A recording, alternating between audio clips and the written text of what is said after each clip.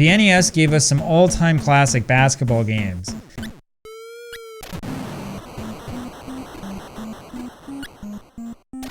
But it also gave us some basketball games that really, really suck.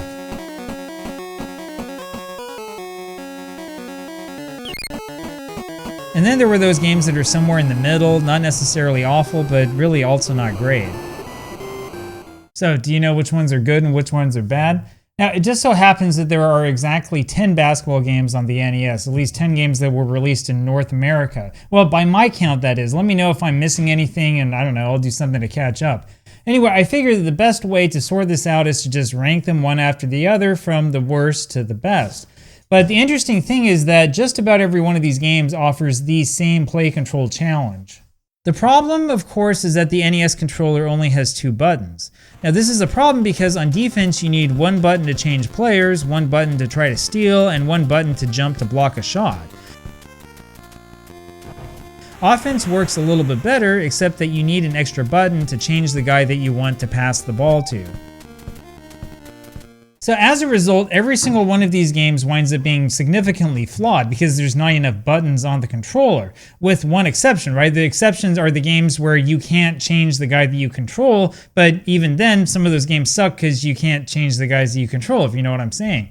Now, the first game I want to mention here is actually not going to be part of the top 10 list because this game did not come out in North America, but you can't talk about basketball games on the NES or the Famicom without mentioning this one. Nekketsu Street Basketball All-Out Dunk Heroes is one of the last games released on the Famicom. Like the other Kunio-kun games, this one has a wild storyline with all sorts of gangster imagery and other cool stuff. You can choose between a story mode and an exhibition game, which is different from the rest of the games on this list. Not only can you choose your target stage, like this is a Mega Man game, but you can also choose 2 characters to be on your team, so it's like you're actually choosing from a roster, almost like NBA Jam. You can also choose your strategy, though this barely means anything when you actually play the game. Technos Japan did a really good job at creating all sorts of interesting tidbits and random things in this game to kind of make it interesting, but the problem is that this really is not a basketball game, and I really mean that. It technically probably shouldn't be on this list at all. I'm not sure how to characterize it. So the truth is this is actually a fighting game, not a basketball game, though the goal is to win a game of basketball. There are no rules, and there are random and crazy things you can do, such as interacting directly with the background. Because there are no rules, you can keep scoring over and over again as long as you can hold on to the ball. However, from time to time, the hoop will fall off your basket, and if you're not careful, the other team will steal it. Now this is the only basketball game I've ever seen anywhere where you can literally steal your opponent's basket to prevent them from scoring. It's bizarre, I swear, it's like the designers were on drugs. Don't do drugs, kids, you'll come up with ideas like this one. Anyway, you obviously cannot score if you don't have a basket, which means you might as well just focus on beating up the other team. The stages and stuff are pretty cool, but this really is a fighting game, not a basketball game. And this game's biggest weakness is how random everything seems, to the point where it's really hard to figure out how to do simple things. I would honestly really like to see a higher quality remake of this game, but they would need to figure out a way to make it less chaotic and a little bit more controlled. Anyway, this game came out in December 1993. That's over 6 months after NBA Jam was first released. I think that they were going after the same market, except in Japan or something. Anyway, it was way too late, especially for an NES game, which is really the reason why it never came out anywhere other than Japan. And the thing is that Technos went out of business 2 years later, so this game didn't exactly help them out. Anyway, it's time to forget all about that mess and focus in on the real basketball games. And number 10, oh boy. I still think Ultimate Basketball is the worst basketball game of all time. I mean, just look at this.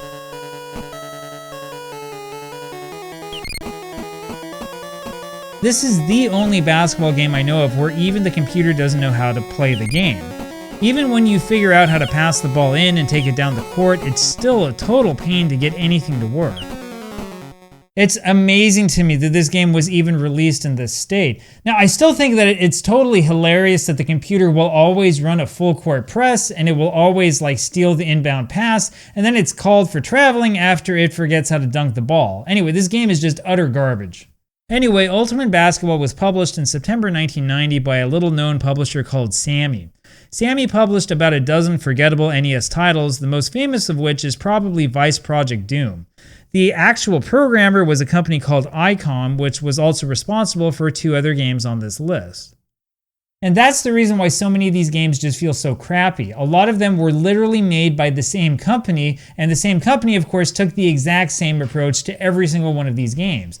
Anyway, Ultimate Basketball simply has to be the worst of the bunch, since it's so hard to just pass the ball inbounds at the start of the game. If you really want to play this game for some stupid reason, the trick is to pass the ball at an angle, either up top or down low. However, the computer can steal the ball from you at will. I'm not aware of anything you can do to steal the ball back. Nothing in the instruction manual actually works. Really, the only thing you can do on defense is hope that you get in the computer's way and force it to travel when it goes for a dunk. And it is literally impossible to get the rebound. I have never figured out what I'm supposed to be doing.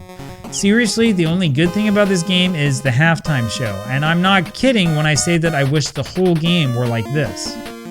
Even something as simple as like calling timeout or making a substitution doesn't work right in this game. It's absolutely awful. This is one of the worst 8-bit games of all time. It never should have been released. And yeah, I know we're off to a flying start, aren't we? Yeah, you guys knew that this piece of garbage was up next. This game's kind of like NBA Jam, except you can't play defense and you always lose the ball. Every now and then, Magic Johnson's disembodied head will show up to tell you that you did a good job. And, well, that's basically the whole game. Some people say that this is the worst basketball game on the NES.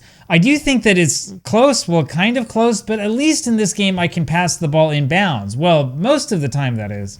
One of the first things you'll learn about this game is that it is ridiculously easy to steal the ball. And if you're like me, you'll learn this lesson pretty much right off the bat. Yeah, let me tell you, this is a lot of fun not being able to, hold on to the ball. Anyway, there are things you can do to beat the game. The only reason I have it ranked above Ultimate Basketball, like at number 9 instead of number 10, is because you can actually do something about this. I mean, this game sucks, but it could suck a little bit more. The trick to passing the ball in bounds is to have your other guy run across the half-court line. And the trick to getting the ball is to basically run up to the other player at random and push the button until you finally steal it. And then you want to shoot 3-pointers like your life depended on it. Now, the easiest way to win this game is to just rain down 3-pointers like you're Steph Curry. Your shooting percentage is the same no matter where you shoot from, so you might as well just shoot bombs all day long. And your reward is to see a decapitated Magic Johnson congratulate you. There is nothing remotely enjoyable about this awful game. They don't even give us a halftime show.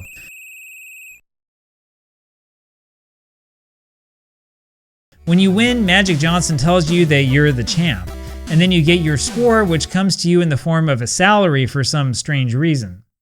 Anyway, if you haven't been able to tell yet, this game is bad, bad, bad. There are no redeeming qualities. There's nothing good I can say about this game. It is just an awful 8-bit basketball game. It's one that makes you want to smash your NES and go play a different system instead. Magic Johnson's Fast Break was originally an arcade game created using Amiga hardware.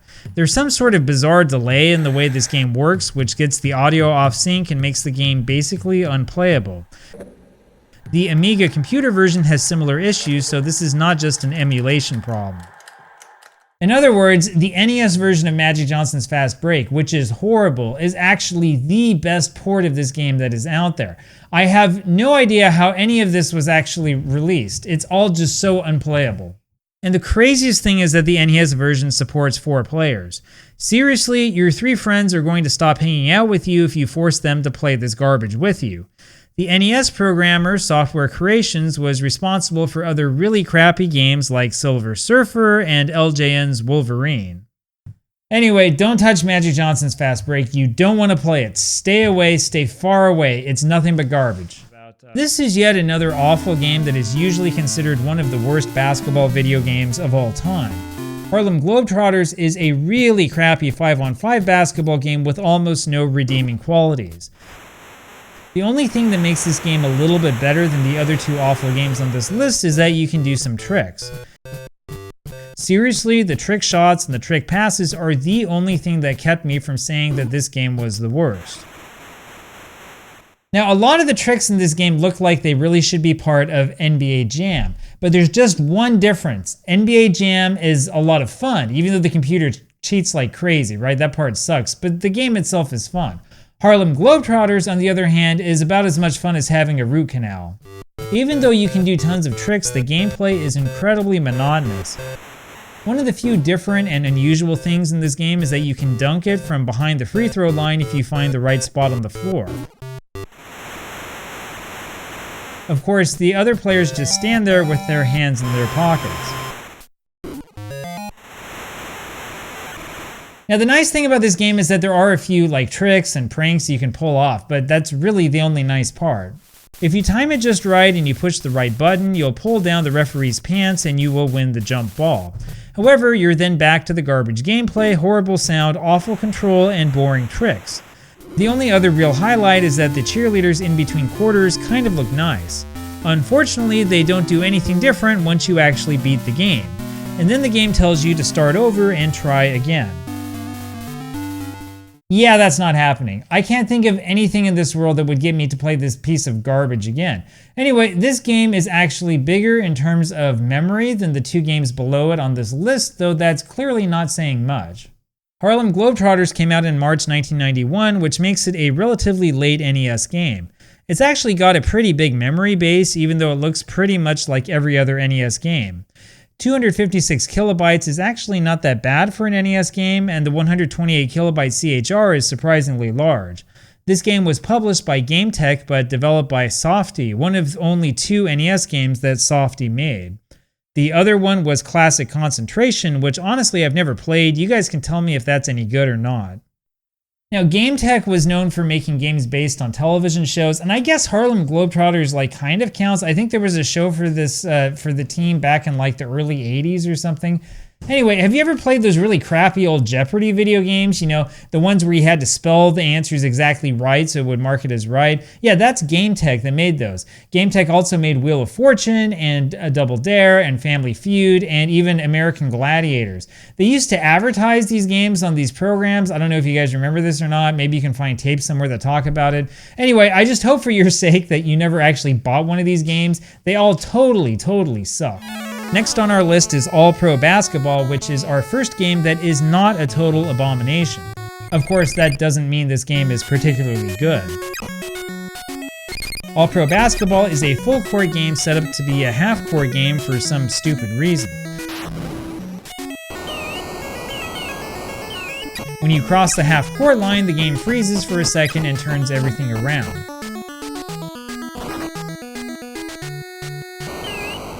And that is the most bizarre part of this game. Now, I'm not an engineer, but seriously, I have no idea why in the world they programmed this entire game this way. Every other game on this list has the ability to display the full court without turning the whole screen around. So why is this one different? Anyway, I guess the fun part about this game is that you can run fast breaks the entire game once you figure out how this works.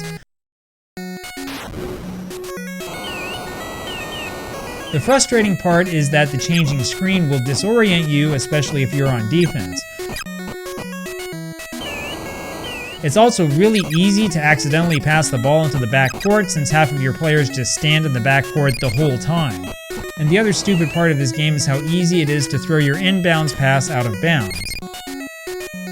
So apparently you're not supposed to touch the directional pad at all when you pass the ball in bounds or something like that. I don't know, I don't get it. It just feels like the game just does whatever it wants to do. Anyway, unlike the games we just talked about, you can actually play defense in this game, which is kind of refreshing.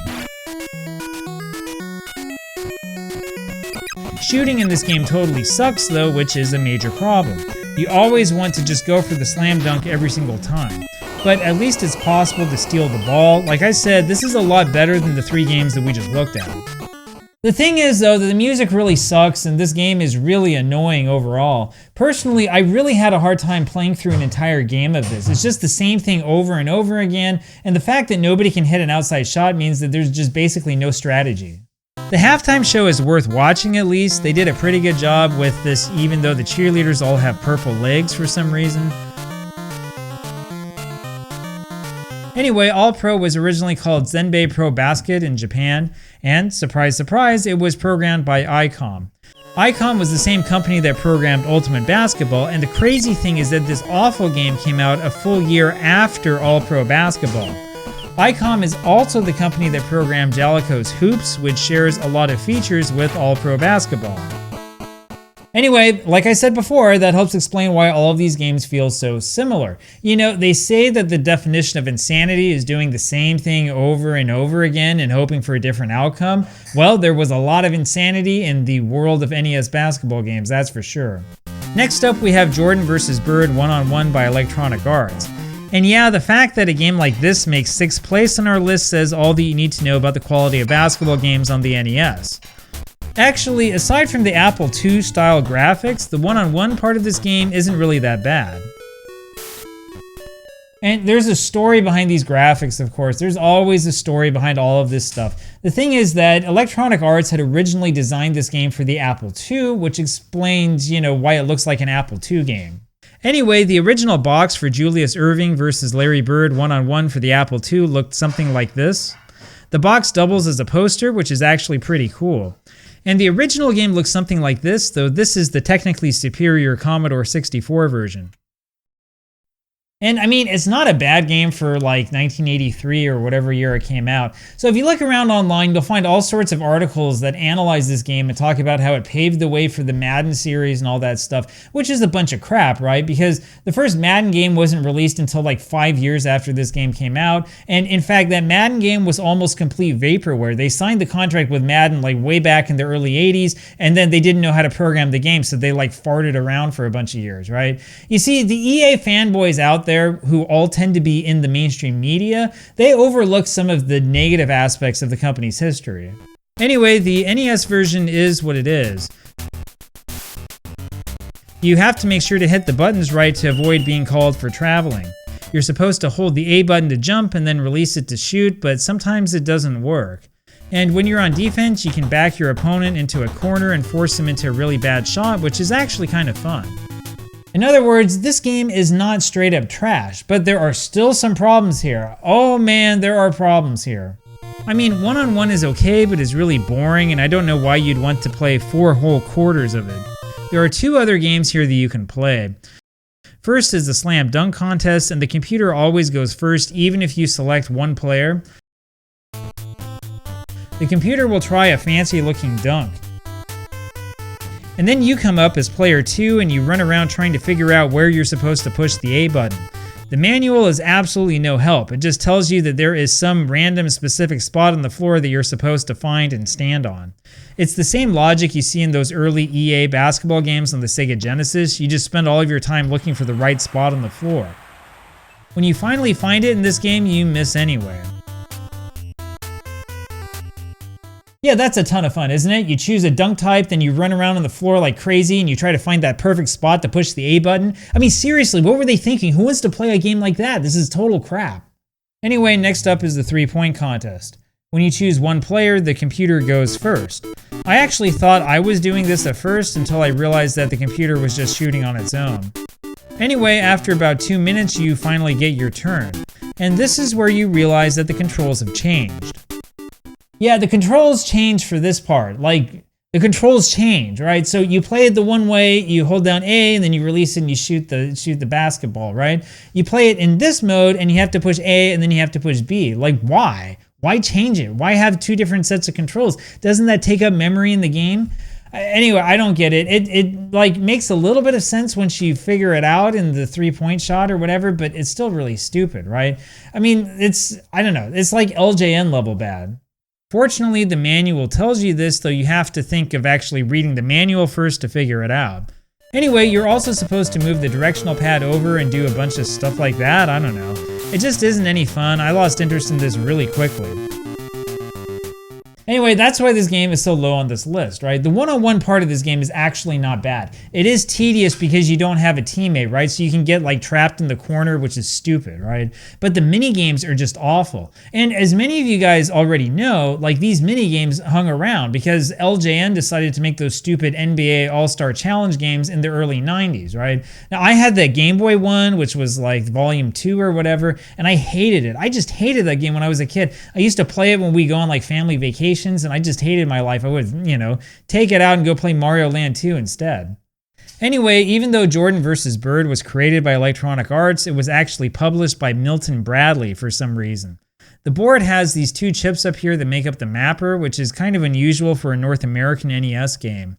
This was one of 5 Electronic Arts games on the NES, and honestly, most of these games really suck. The only one I remember liking when I was a kid was Kings of the Beach, and even then it isn't as good as Super Spike V-Ball. But the thing is though that this is a basketball channel. Anyway, Jordan vs. Bird was okay, I guess, but overall it really was pretty crappy. And it's even worse when you realize that there were already better basketball games out there on the NES before this piece of garbage came out.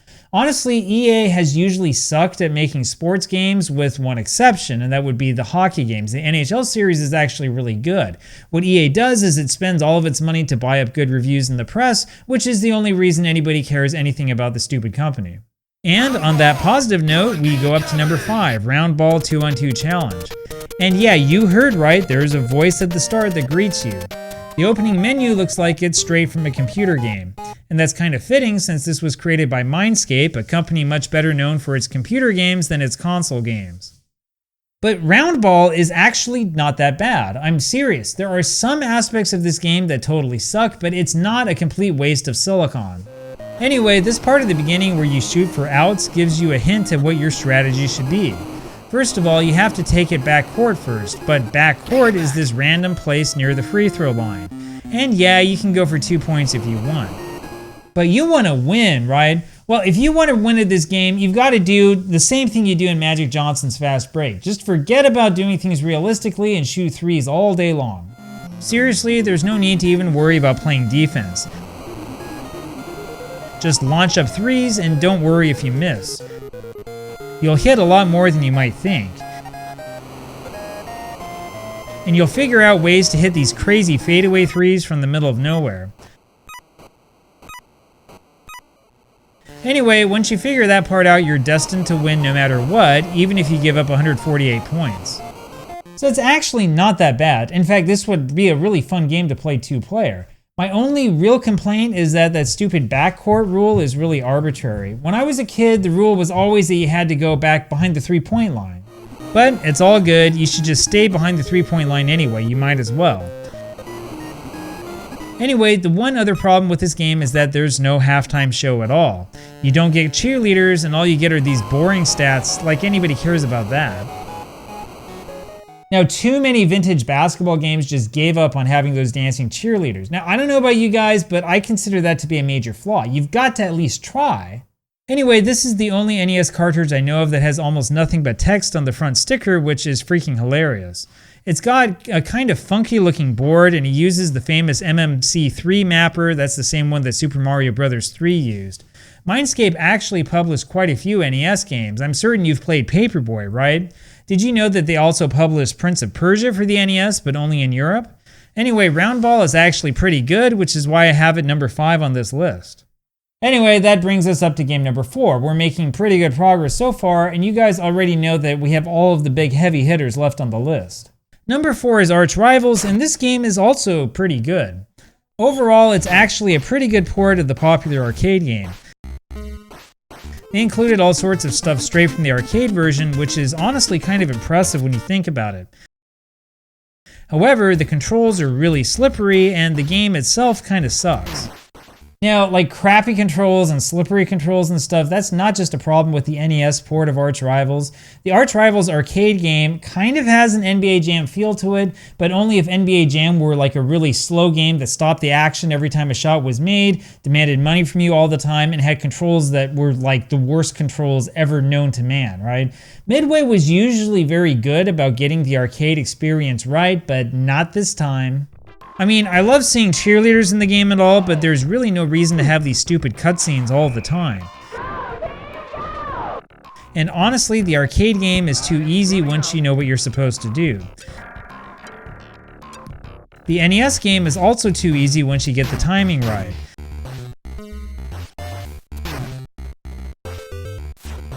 But it does have some charm, and you can do cool things like completely destroy the backboard. Anyway, it is what it is. It's not a bad port when you consider what the NES was capable of, but at the same time, I have to wonder why they even bothered with an NES port after all. At least they give you a halftime show, which is more like it. I'd much rather watch these girls than look at the stats, even if they don't really, do anything. Anyway, this game was made by Acclaim, which really isn't the great video game company you probably thought it was when you were a kid.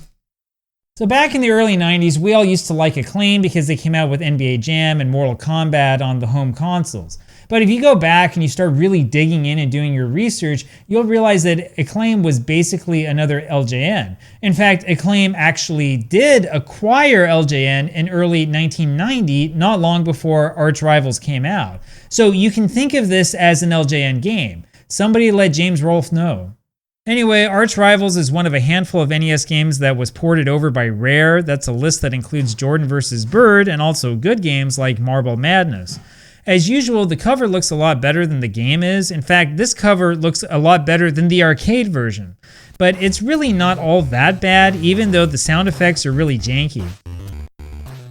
Like I said, this is basically an LJN game. They needed to make some money, so they slapped together an arcade port and they just called it good. Anyway, we're up to game number 3 on this list, and you guys will almost certainly be surprised to see this game so high. I decided to stick Hoops at number 3. Sure, it's a crappy game where you can't play defense at all. Sure, you get called for fouls totally at random no matter what you do. But it's still a fast-paced game, and it isn't that bad for an NES game. So there is a reason why we all went nuts for Hoops back when we were kids. There weren't that many basketball games on the NES, of course, and they were easier to play with your friends. In this game, you could actually play 4 players, and you can choose from some really memorable characters. You can choose from such memorable players as Legs, Zap, and Bomber. And yeah, this is the famous game where you can have Barbie square off against Dr. J one-on-one. Anyway, the computer cheats and is a total jerk, but this game really isn't that bad for its time. And you'll get the music stuck in your head after just a few minutes.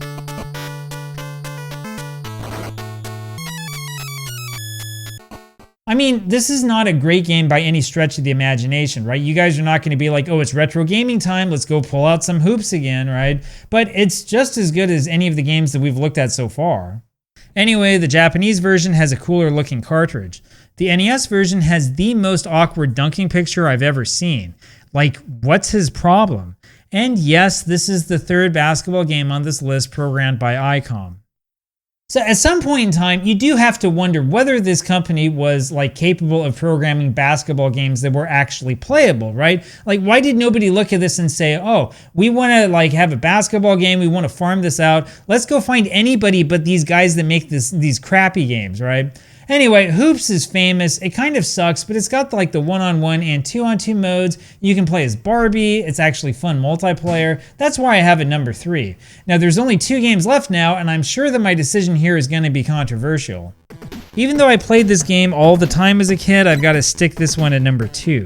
So first come the good parts.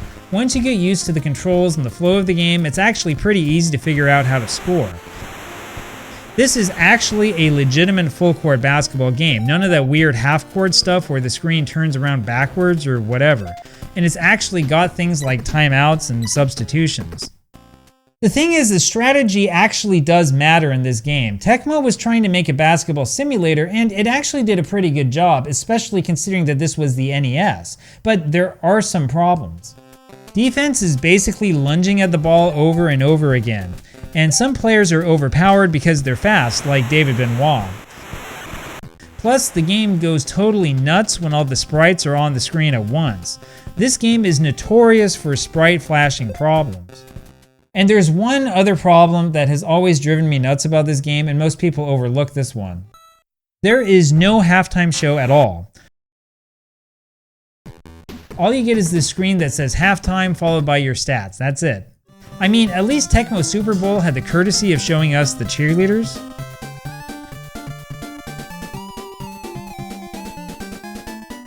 Anyway, all of that aside, Tecmo NBA Basketball honestly is actually a pretty impressive game. It's the only game on this list that will allow you to, save your progress. You can legitimately play and finish an entire season as long as the battery doesn't break, that is. It's amazing that they were able to get all of this to work on the NES. The cover image is epic, and this is a game that a lot of us really loved to play back in the 90s. It's also got an absolutely huge board. This is one of the biggest boards out there out of any of the NES games. That includes this huge battery up here. This big thing over here is the SRAM, which is powered by the battery, and this is where your information is held. And this is another game that used that classic MMC3 mapper chip. Surprisingly, the sprites take up twice as much memory as the game instructions. That really surprises me, since I always thought the graphics in this game were kind of behind the times. But yeah, it's all good. Anyway, Tecmo NBA Basketball is an NES classic, but it's not quite as much fun to play as the #1 game on this list, and you already know which game that is. Double Dribble is one of the few NES games that is actually more fun than the corresponding arcade game. The arcade game was really ambitious, but it's a mess. The worst part is that you have to keep pushing the dribble button to move the ball. In the NES version, you can just move over where you want to move. There's no need to push any other buttons. And then you've got the famous 3-point corner glitch, but that's not the only reason why this game is so popular and so much fun. You've got these cutscenes, for example, which I think actually look better than the ones in the old arcade game. You can actually get the rebound, which is something missing in almost every single one of these NES basketball games. You can actually steal the ball, which is better than at least half the games on this list. And depending on which level you set the game to, the computer is actually kind of hard to beat. And then you've got the X Factor, that little thing that really makes this game stand out. Konami actually bothered to make a halftime show. And honestly, it really isn't bad. It's one of the best out of all the games on this list, that's for sure. Now, the arcade original has this challenging stage between the first and second quarters where you try to make as many shots as humanly possible. I'm not sure if there's a halftime show or not, though. It took me over a half hour in real time to get halfway through the second quarter of that game, so I'm not quite sure what comes after all of this. Yeah, the arcade game is really bad, but the NES game is awesome. I could play the NES game all night long, never get sick of it. And it only takes like about 10 minutes to play a single game. Anyway, Double Dribble is proof that you don't need a really fancy amount of hardware to make a game that people actually want to play. It's got a relatively simple hardware setup, and it's actually one of the smallest games on this list. But it's at the top of this list because it offers good gameplay, not because it's really fancy or because it offers the best graphics in the world. And the most important part of all of this, you already know, right? A good basketball game is a basketball game that's actually fun to play. So some of these games are kind of fun, though most of them are awful. They're not fun at all, and that's why they're on the bottom part of the list. Anyway, let me know what you think, especially if you've played these games before. I know some of you played all of them. Did I get anything wrong? Did I miss anything? Do you agree with my choices? Do you think I'm full of crap? Let me know in the comments.